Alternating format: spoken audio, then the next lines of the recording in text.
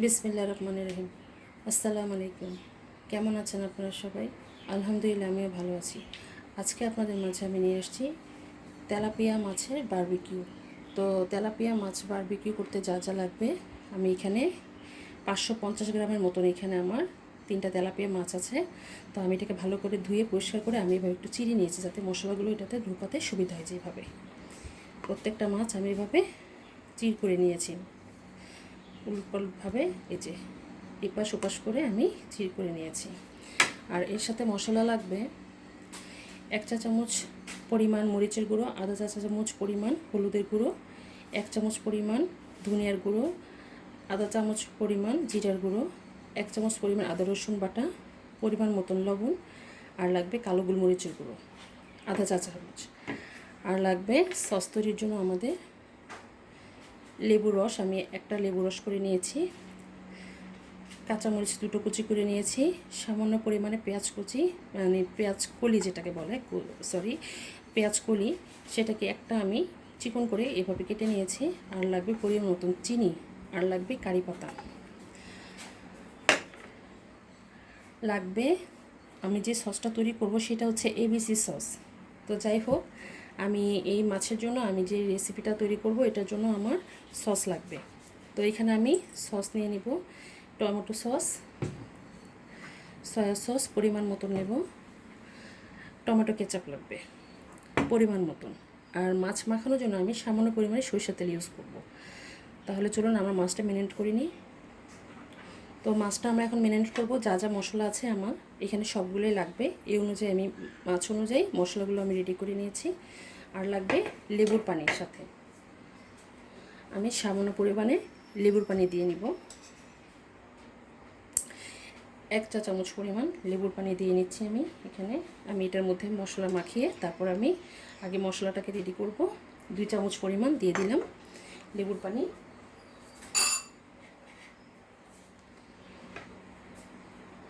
আর লাগবে পরিমাণ মতন সরিষার তেল, অল্প পরিমাণ দিব।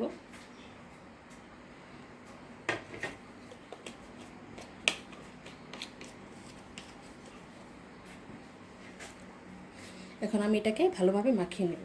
বিসমিল্লাহির রহমানির রহিম।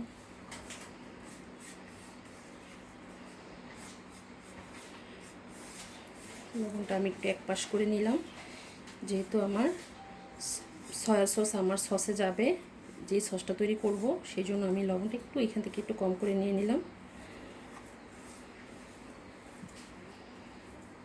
আর সামান্য পরিমাণে সরিষার তেল লাগবে।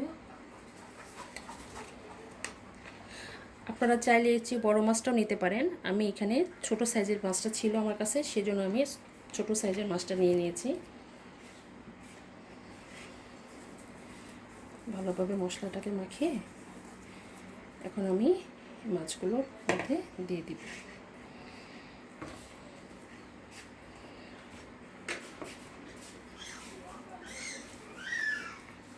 এই পাশ ওই পাশ করে আমার মশলাগুলো মাখিয়ে নিতে হবে খুব ভালোভাবে, যেন মাছের যে কেটে রেখেছি যে মাছগুলো মাঝখান দিয়ে যে চির করে নিয়েছি এটার ভিতরে মশলাগুলো ভালোভাবে ঢুকে যায়।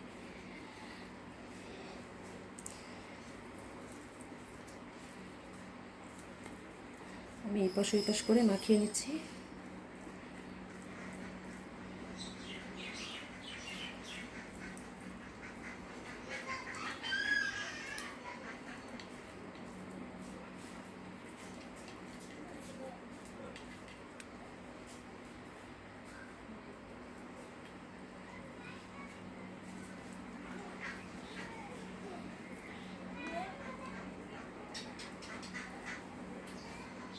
আমাদের মাখানোটা কমপ্লিট, এখন আমরা ভাজতে চলে যাব।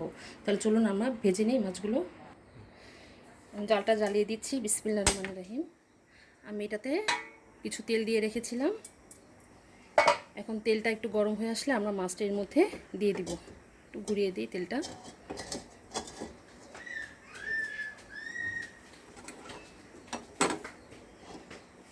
এটা একটু ডুবো তেলে ভাজার চেষ্টা করবেন, ডুবো তেলে ভাজলে কি হয়, একটু মচমচা হয়। আমি এখানে একটু তেলটা বেশি করে দিয়ে নিয়েছি। আমি এখানে সয়াবিন তেল ইউজ করছি, আপনারা চাইলে সরিষার তেলটা দিয়েও ভেজে নিতে পারেন। তাহলে আমি এখন মাছটা দিয়ে দিব। এই যে আমার মাছগুলো ম্যারিনেট করা হয়েছে। আপনারা চাইলে এটাকে আপনারা 20 মিনিটের মতো ম্যারিনেট করে রেখে দিতে পারেন। তো আমি ম্যারিনেট করব না, তা আমি এখন সরাসরি ভেজে নিব। চুলার আঁচটা মিডিয়াম করে দিব। এখন দিয়ে দিব বিসমিল্লাহির রহমানির রহিম। বিসমিল্লাহির রহমানির রহিম।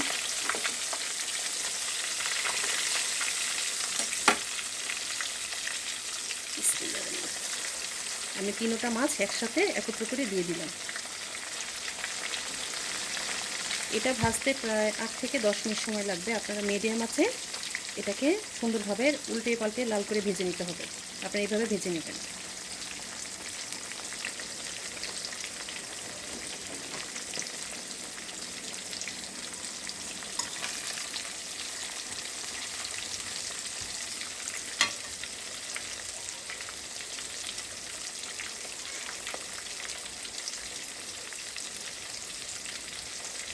আমি আপনাদের বলতে ভুলে গিয়েছিলাম, এখানে যে আমি কারি পাতাটা রেখেছিলাম, এখানে আমি 2টো পাতা এখান থেকে ভেঙে এখানে কারি পাতাটা দিয়ে দেবো তেলের মধ্যে, ফ্লেভারটা ভালো আসে।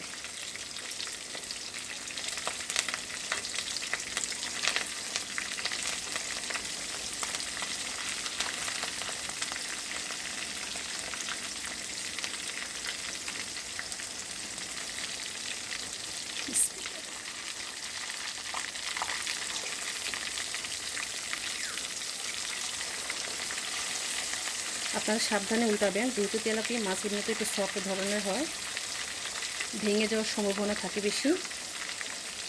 তো আমি এইভাবে একটু লাল করে ভেজে নেব।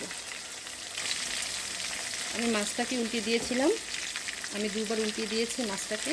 এটি দেখুন,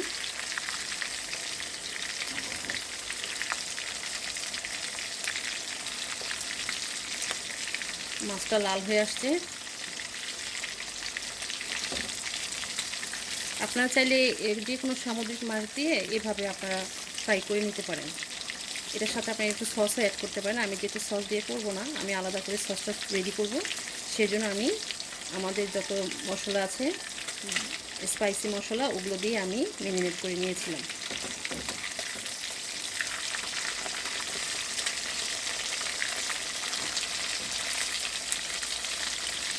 কেউ শুধু ময়দা আর গোলমরিচ দিয়ে ভাজে, লবণ মিক্স করে, বা কেউ কর্নফ্লাওয়ার দেয়। আমি এগুলো কোনোটা ইউজ করিনি। আপনারা চাইলে আপনাদের পছন্দ অনুযায়ী আপনারা সেটা ইউজ করতে পারেন। তো আমাদের ভাজাটা হয়ে গিয়েছে, এখন আমি চুলা বন্ধ করে দিব। চলুন আমরা সসটা বানিয়ে দেখাই। আমরা সসটা বানাতে চলে আসলাম। এখন আমি একটা সাদা বাটি নিয়ে নিয়েছি, তার মধ্যে আমি যে সসটা আছে, এবিসি সস যেটা বলেছি সেটা হচ্ছে কোরিয়ান।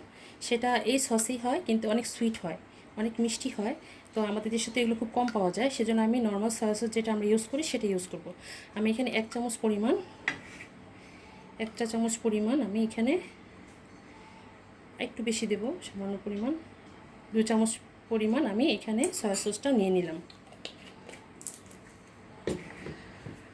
আর টমেটো সস যেটা আছে, এটা আপনার পছন্দ অনুযায়ী বেশি করে দিতে পারেন, কম করে দিতে পারেন। তো এখানে আমি আমার অনুযায়ী আমি এখানে দিয়ে নিচ্ছি সসটা। আর এখানে টমেটো কেচাপ আছে, আপনারা কেচাপটাও দেওয়ার চেষ্টা করবেন। তো আমি এখানে পরিমাণ অনুযায়ী দিয়ে দিলাম টমেটো কেচাপ। আর এখন দিব এখানে সামান্য পরিমাণ চিনি আছে, লেবুর রস আছে। আমি লেবুর রস পুরোটাই এটার মধ্যে দিয়ে দিব। পেঁয়াজ পাতা আর হচ্ছে কাঁচামরিচ কুচি, এগুলো এখন একত্রে সব এটার মধ্যে আমি দিয়ে দিলাম। রসটুকু পুরোটাই দিয়ে দিলাম। আর এখন সব একত্র করে দিয়ে দিচ্ছি। এখন ভালো করে মিলিয়ে নিব। এই সসটা অবশ্যই রাখবেন, আপনারা রাখার চেষ্টা করবেন, যেহেতু রেস্টুরেন্টে বড় বড় যত রেস্টুরেন্টে যাবেন তখন আপনারা এই সসটা পাবেন। এখানে কাঁচামরিচটা ইউজ করা হয় বেশি, যেহেতু আমার বাচ্চারা আমরা খাবো, আমরা তো ঝাল খেতে পারবো না, তো অনেক বেশি ঝাল হয়ে যাবে। কাঁচামরিচের পরিমাণটা একটু বেশি দিলে ভালো হয়।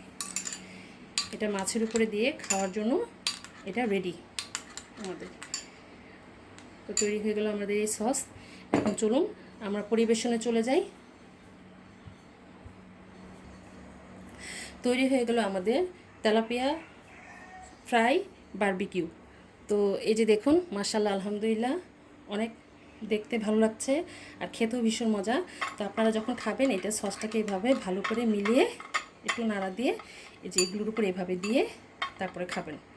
এই যে এভাবে রেস্টুরেন্টে যেভাবে আমরা খাই ঠিক ওভাবে, এই যেভাবে আপনারা আপনাদের পছন্দ অনুসারে আপনার অনুযায়ী যতটুকু পারেন আপনারা সস মিলিয়ে এভাবে খাবেন।